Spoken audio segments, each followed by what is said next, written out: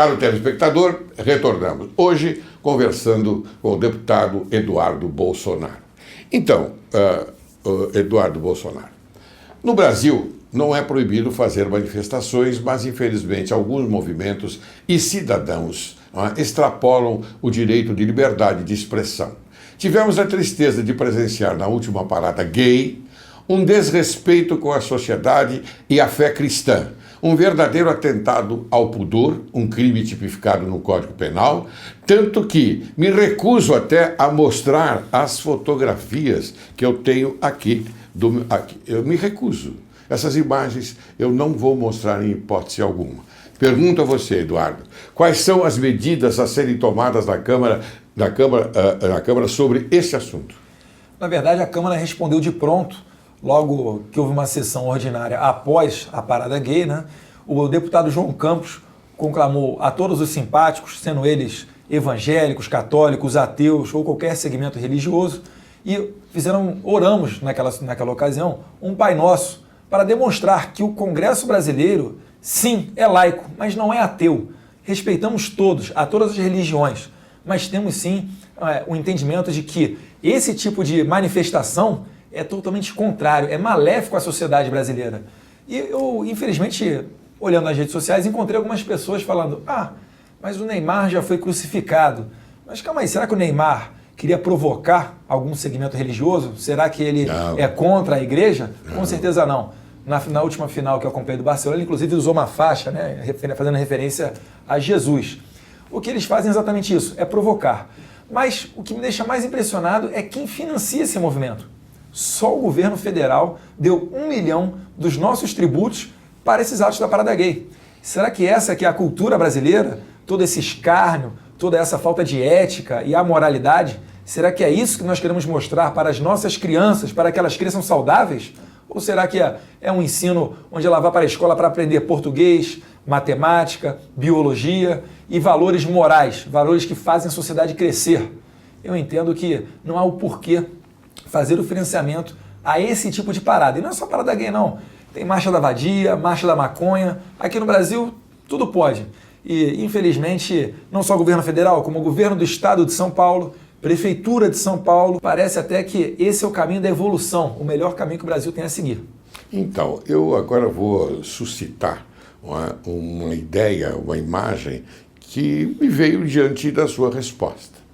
Será que, já que você falou que o governo federal é subsidiado pelo governo federal é que dá a maior subvenção a esse assunto, não é? Será que não há uma infiltração comunista específica para fazer uma provocação e criar um conflito, uma polêmica? Exatamente. Eu faço essa pergunta porque é a impressão que tenho. Uhum. Até os humoristas reclamam que no Brasil hoje você não pode nem fazer piada que você está suscetível a tomar no processo. E assim é o governo do PT. Cotas raciais, coloca negros contra brancos, Bolsa Família, ricos contra pobres, nortistas contra sulistas, lei das palmadas, pai contra filhos. É a já notória cultura de Karl Marx, do conflito de classes. E quando isso aqui estiver um caos, uma desorganização completa, terá que vir um salvador da pátria ou um sistema novo que quem estiver no poder, se for Dilma Rousseff, com certeza seria um socialismo. Eu digo o seguinte: por que o presidente Maduro, que eu costumo chamar de ditador Maduro, recentemente na Venezuela ganhou 1 ano para governar via decreto, ou seja, ato unilateral. O que ele botar no papel vale como lei e não está nem aí para o legislativo. Atropela o poder legislativo. O que queriam fazer aqui. Sim, porque a Venezuela está um caos. Quando está um caos, medidas extraordinárias como essa vêm à tona. Certo. Muito bem. Você tocou no assunto que eu acho que é importante e verdadeiro e é lamentável que tudo isso aconteça. Eu tenho para dizer a você o seguinte, que me parece que houve uma infiltração comunista. Sim, concordo. Parece que houve. Bem, mas tudo bem. Eu não acho que parece não, tenho total certeza. Ótimo. Olha, tá vendo, telespectador? Acompanhe essa nossa conversa, que é muito boa, porque é uma informação excelente para você da sociedade brasileira, que também saiu às ruas para exigir ou pedir, não é, aquilo que nós todos queremos. Um país digno, um país honrado, um país com moral. Eduardo, tramita no Congresso Nacional um projeto sobre a redução da maioridade penal. Qual é a sua posição atual a respeito? Eu sou a favor da redução da maioridade penal, pois eu não vejo motivo algum para mantermos ela aos 18 anos de idade, como é hoje. Um jovem de 16 anos, eu diria até mais, doutor, um jovem de 12 ou 14 anos, ele já sabe muito bem o que ele está fazendo, e crimes hediondos que vemos todos os dias na televisão permanecem impunes. E eu digo impune sim, porque 3 anos numa Fundação Casa ser o máximo de pena que um jovem desse possa pegar, para mim é impunidade. E estamos pecando na função preventiva da pena. Sim. Qualquer aluno universitário de direito que passe pela cadeira de direito penal sabe que uma das funções da pena é punir com exemplo. Claro. Para que potenciais criminosos não se entreguem ao crime. Claro. E quando ele vê que ele pode fazer o que ele bem quiser, por que ele vai seguir a lei? E ele vai ali seguindo a sua cultura da crueldade, mostrando que quanto mais cruel, mais respeitado ele é naquele meio dele. Então, no meu entendimento, quanto mais tempo esse tipo de pessoa permanecer encarcerado, fora do convívio social, melhor é para a sociedade. E aí eu peço licença para abrir aqui 2 pontos. Primeiro, falam que eles seriam jogados na cadeia, que é a faculdade do crime. Eu digo o seguinte, se ficarem soltos, continuarão fazendo da sociedade o laboratório do crime. Olha aí. Se não quiser ir para a cadeia, é só não sequestrar, não roubar, não cometer latrocínio. O meu pai tem uma origem humilde, no Vale do Ribeira, interior de São Paulo. Não precisou roubar, não precisou matar ninguém para crescer na vida. Agora, querem ganhar muito e trabalhar pouco, realmente não tem como a gente sustentar isso. E um outro parênteses que eles costumam falar muito. Eles que são contra a redução. Mas é só, não chega nem a 1%, esses crimes violentos, aquela conversa banho-maria. E graças a Deus, imaginem se os mais de 50% dos nossos jovens se entregassem ao crime. Sim. Como é que estaria o Brasil hoje em dia? Então, já que são tão poucos, vamos encarcerar essas pessoas, pois eles têm discernimento e a sociedade é que não pode mais suportar tanta violência a cabo desse tipo de marginal. Porque eu costumo dizer o seguinte, eu prefiro a cadeia lotada de criminoso do que o cemitério lotado de inocentes. Muito bem colocado. E eu quero complementar, se você me permite, o seguinte. O telespectador que assiste o nosso programa já sabe o meu comportamento sobre esse aspecto. Eu quero acrescentar aqui que na Índia a maioridade penal é aos 7 anos de idade. Na Índia, 7 anos de idade. Então veja, por que não, então, eliminar todo esse proselitismo a respeito da questão e definir de uma forma equânime, de uma forma racional?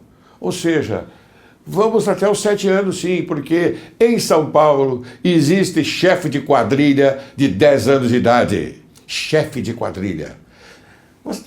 É uma hipocrisia, Eduardo. Sim. É uma hipocrisia as pessoas não colocarem dessa forma. Eu recentemente estive no Complexo do Alemão, no Rio de Janeiro, junto com o meu irmão, Flávio Bolsonaro, que é deputado estadual pelo Rio de Janeiro. Sim. E a convite dele, fomos visitar as UPPs, essas unidades pacificadoras da Polícia Militar, que são instaladas no centro das favelas cariocas. E ali no Complexo do Alemão, a gente pôde, através de conversa com os policiais, notar o seguinte: todos eles afirmam categoricamente, a maioria dos criminosos que vêm aqui, que dão tiro e correm, ou que trocam tiro conosco, são menores de idade. E essas estatísticas não são computadas. Porque se troca tiro com a polícia e foge, como é que você vai colocar isso no papel ou no registro? Então fica aí esse lamentável registro. De vez em quando a mídia forte mostra, não é? Os garotos, não é? com armas na mão, com armas aqui no ombro, a tiracolo. Não é? Eles mostram isso. Qual é a idade desses garotos? 12, 11, 10, até 9 anos. Então eles já têm consciência. Porque o problema é a consciência. Sim. Quando ele pratica um crime, ele tem consciência de que é um ato contra a sociedade, não é? Sim, e o menor de 12 anos, nem para uma fundação casa ele vai. Não, nem para a Fundação Casa. Então, o que deve acontecer? Um conselho que eu dou, não sei, um conselho não, um alerta que eu posso dar. Antes de que se faça, que se tenha uma resolução a respeito da maioridade penal, que se dê uma infraestrutura para recepcionar esta inovação.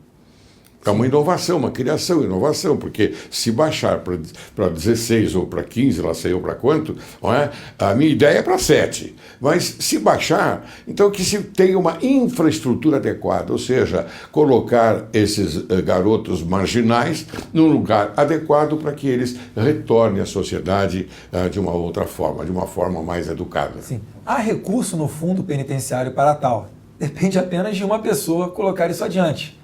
Mais uma vez a gente cai ali na nossa presidente Dilma Rousseff. Para o eleitor ter noção de quanto importante é o voto para presidente. É verdade. Muito bem, você participou do projeto aprovado na Câmara que torna hediondos os crimes contra as vidas de policiais e suas famílias. Fale um pouco sobre isso. Na verdade, essa lei ela aumenta a pena para aquele que comete o assassinato de qualquer agente de segurança pública, então estão englobados não apenas policiais, temos guardas municipais e outras categorias. E, na verdade, como eu disse, se mantivermos esses criminosos mais tempo encarcerados, estaremos desencorajando outros a fazerem o mesmo, além de deixar essa pessoa mais tempo afastada, com menos possibilidade de continuar cometendo esse tipo de assassinato. Porque, especialmente aqui em São Paulo, o crime organizado se comunica dessa forma.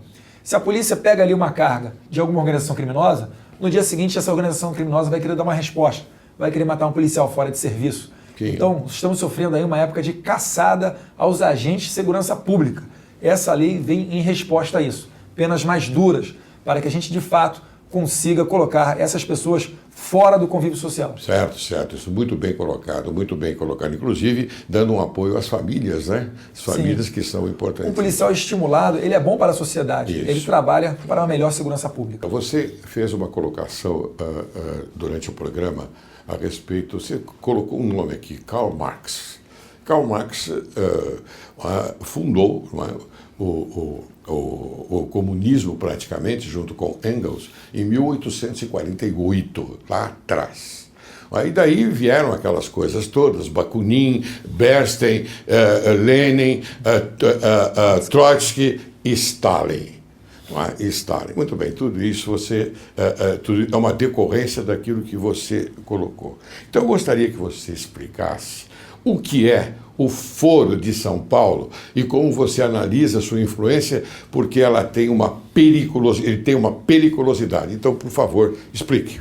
O Foro de São Paulo é uma organização de esquerda que congrega todos os líderes bolivarianos da América Latina, do Caribe, enfim, é a escória do mundo. Eles se reúnem para que possam, em conjunto, tomar atitudes para levar todo esse grupo para a esquerda, em direção ao comunismo. Sim. Recentemente, por exemplo, como falamos aqui, na Venezuela, foram lá repudiados os senadores que foram fazer uma visita com relação aos direitos humanos naquele país, senadores brasileiros. Ora, Maduro e Dilma Rousseff correm junto, são amigos, eles sempre vão fazer isso, é um lavando a mão do outro. Por que que o Lugo, quando foi deposto no Paraguai, todos correram para gritar que foi um golpe? Porque, na verdade, ali no Paraguai, o Lugo era o representante do Foro de São Paulo naquele país. Por que que o Brasil agora vai importar bananas do Equador direto para a CEAGESP aqui em São Paulo? Porque ela quer ajudar e dar um dinheirinho ali para o seu amigo equatoriano Cortés. Então, na verdade, é um grupo de líderes que ficam se ajudando para que de forma alguma saiam do poder. É um plano de perpetuação no poder. Porque quem acredita que Dilma Rousseff no passado lutou por democracia no Brasil... É só rindo, né? Olha, tem que ser muito ingênuo. Pode começar também pedindo para o Coelhinho da Páscoa e para o Papai Noel aumentarem o seu salário. É verdade, isso é lamentável. Sim. É lamentável. E só nessa fala do doutor, Trotsky, Stalin, Lenin já foram aí para mais de 50 milhões de vidas tiradas. Sim. Vá falar em democracia na Ucrânia, que sofreu com o socialismo. Certo. Vá na Coreia do Norte ver como é tratada a oposição. É verdade, é verdade. E aproveitando, eu gostaria que você, então, colocasse a sua visão sobre o MST.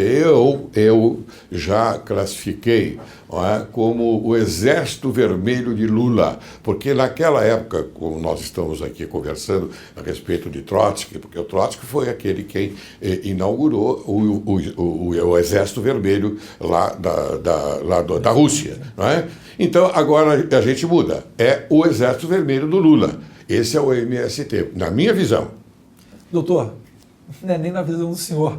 Na verdade, o Lula disse isso recentemente. Ah, é? Que o exército dele é o MST. Mas ele não colocou a cor, né? Não. Eu coloquei a cor, vermelho. Esse bolchevique. Não, de fato. Esses grupos, eles agem em conjunto com o governo. Por Sim. exemplo, se nós nos unirmos aqui e formos no aeroporto de Congonhas e tacar fogo em um monte de avião ali, com certeza a gente vai ser criminalizado, vai responder à justiça, se não sair debaixo de bala. Agora, se nós levantarmos a bandeira e falarmos que somos do MST, tá tudo certo. E aí eu puxo mais uma vez para o Congresso Nacional. Recentemente, os deputados tiveram a oportunidade de votar uma lei antiterrorismo. Não o fizeram. Por quê? Por uma manobra da esquerda, do PCdoB, PSOL, PT e todos esses demais partidinhos agregados, eles retiraram de pauta essa iniciativa. E por que não criminalizar o terrorismo? Claro. Porque o MST, MTST, Via Campesina, agora os movimentos dos camponeses pobres de Rondônia também, todos eles seriam enquadrados nessa lei, porque não há como fugir. Ou então seria uma lei para inglês ver. Eu vou fazer um complemento da pergunta e da sua resposta. Será que não foi sob a influência do inimigo público número 1 que está lá em Cuba, o senhor Fidel Castro? Inimigo público número 1 do mundo, do planeta. O doutor já viu quando Dilma Rousseff se encontra com Fidel Castro? Nossa, como é que ficam os olhos dela brilhando? Brilham. E já viu como é que é a democracia em Cuba? É. Deve ser muito bom, né? Os haitianos, que são vizinhos de Cuba, fogem para o Brasil, mas não fogem para Cuba. Claro. E os cubanos arriscam as suas vidas indo para a Flórida, claro, em meio a tubarões e toda a sorte. Muito bem. Então, me diga uma coisa, o que você acha, então, do auxílio reclusão? Eu sou totalmente contrário. Eu cheguei a pensar em apresentar um projeto de lei nesse sentido, mas já há na casa um projeto de lei complementar correndo nesse sentido. Pelo seguinte, a gente tem que acabar com essa lógica de direitos humanos de fazer tudo pela ótica do marginal. Eu acredito que quem precisa de um auxílio, sim, é a família da vítima. É ali aquela pessoa que está desamparada. Porque o criminoso mata um pai de família. E como é que fica a família? Claro. Fica o Deus dará? E o governo vai e se preocupa com a família do criminoso. Claro. Então, no meu entendimento, essa é a política a ser feita. Reverter o auxílio reclusão para uma indenização das vítimas. Muito bem. E o que você acha da política das cotas? Totalmente contrário. A cota apenas serve para nos desunir. Recentemente, essa política que não deveria, no meu entendimento, nem ter existido, ela está sendo levada às últimas instâncias. Pois no Congresso Nacional rejeitamos cota para as mulheres no Congresso Nacional. Eu não consigo entender. Se formos pegar a medida provisória 664, que restringe a pensão das viúvas, veja como votaram as mulheres, as deputadas federais, nessa medida provisória. Eu votei para a manutenção da pensão das viúvas. E eu sou homem.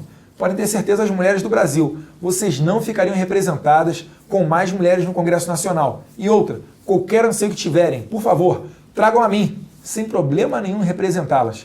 E, na verdade, competência, honestidade, lealdade, características como essa independem do sexo. Temos aí como exemplo Dilma Rousseff. Será que o povo brasileiro está satisfeito com uma mulher frente ao Brasil? Será que estava satisfeito ao tempo de Fernando Collor? Eu não vejo nem por que trazer esse tipo de cota para o debate. E eu fico abismado porque esse pessoal não se aprofunda do conhecimento. Por que eu digo conhecimento? Porque eu não acredito na raça, no racismo. Por que eu não acredito no racismo? Porque eu fui lá buscar, fui estudar e verifiquei que a raça humana iniciou a sua progressão, a sua evolução sobre a criação de Deus, não é? Há 6 milhões de anos. E há 150 mil anos que apareceu a raça humana moderna através de uma negra na África, na Etiópia. a Etiópia, Tanzânia, por ali. Então, através de uma negra. Eu sou negro, Bolsonaro, você é negro, todos nós somos negros. Negros. O problema de branco, de amarelo ou de vermelho é uma questão de mitocôndrios e uma questão de melanina. E também as clãs que foram se agrupar em todo o território do planeta, elas adquiriram a raça que elas ostentam, ou melhor, a cor e também o modo de ser, o chinês, o japonês, etc, etc, etc. Então, a raça humana é negra e eu tenho orgulho de ser negro. Digo isso publicamente. Eu tenho orgulho de ser negro. Por isso que eu acho que esse pessoal deve estudar um pouco mais, ir além do conhecimento do mesmismo e chegar a esta conclusão e informar o povo, porque essa é a verdade. Tudo por uma criação de Deus. Deus, sim, é que criou a humanidade. Não sei. O que você acha? Concordo com o doutor. Na verdade, se falar para eles estudarem, o senhor estará incorrendo no crime da lei 9455, que é a lei de tortura. É verdade. É verdade. Mas ele não adianta eles estudarem. É total má fé, é política eleitoreira. É chegar no eleitor e prometer ali. Quanto mais prometer, mais você falar que, ó, eleitor, você é bonitinho, nossa, vou te dar R$100, nossa, você... Aí o eleitor vai, cai nessa balela e vota no deputado. E aí depois o deputado... faz o que quiser. A educação, né? Sim. A educação é que é necessária. Bom, eu queria aqui fazer uma declaração da seguinte forma. Hoje eu tive um orgulho muito grande em ter você aqui, Eduardo Bolsonaro, porque você estudou, você é um homem culto, e você veio da Polícia Federal. A sua ostentação foi na Polícia Federal. Então, eu acredito na Polícia Federal, acredito, e peço para que o povo brasileiro acredite na Polícia do Brasil, não só na Polícia Federal, na Polícia dos Estados, na Polícia Militar. Eu peço que acreditem, porque se nós acreditarmos nesta gente, nós vamos mudar o Brasil também, porque eles são pessoas especiais que treinaram para isso. Então, essa é a minha manifestação final, antes de pedir a você as suas considerações finais. Perfeito, doutor. Como não poderia ser diferente, eu agradeço a oportunidade, como bem dito pelo senhor, uma mídia independente que me recebe aqui, pois algumas vezes a gente já sofreu recusas em virtude da nossa posição de participar de programas. Então, fica ao eleitor apenas e ao cidadão um conselho. Acompanhe, veja como vote o seu deputado nas votações no Congresso Nacional. Porque o deputado ali, não interessa o que ele fala, ele é o que ele vota. E aí o senhor pode seguir e ficar satisfeito ou não com o seu voto. Se o Brasil não amadurecer essa cultura, dificilmente a gente vai conseguir ter eleições onde sejam eleitos aqueles melhores, os que melhores representam os anseios da sociedade. Muito bem, eu agradeço muito a sua presença aqui, inclusive tenho certeza que você agradou demais o telespectador do programa Direito e Justiça em Foco, que só pensa em manter o Estado democrático de direito nesse país e acredita que o Brasil tem jeito sim, com pessoas como você. Muito obrigado. Perfeito, doutor.